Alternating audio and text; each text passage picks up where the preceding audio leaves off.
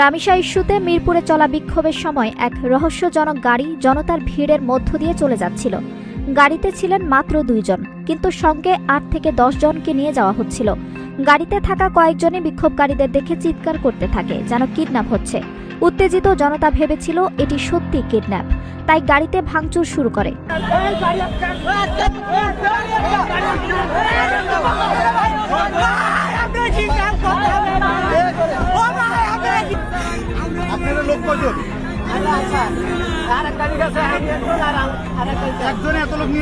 কিন্তু পরে পুলিশ যাচাই করে জানায় আসলেই তারা ভবঘুরে আসামি, যাদের বিভিন্ন থানা থেকে আশ্রয় কেন্দ্রে নেওয়া হচ্ছিল। শেষ পর্যন্ত পুলিশের নিরাপত্তায় গাড়ি ও আসামি উদ্ধার করা হয় এবং পরিস্থিতি নিয়ন্ত্রণে আসে। এখানে যারা আছে প্রায় 8-10 জন, তারা তাদের সাথে আমি কথা বলছি, তারা বলছে আমরা আশ্রয় কেন্দ্র থেকে বিভিন্ন থানা থেকে আটক করে আশ্রয় কেন্দ্র দিয়েছে, ওখান থেকে এখন তাদের নির্দিষ্ট জায়গায় নিয়ে যাচ্ছে।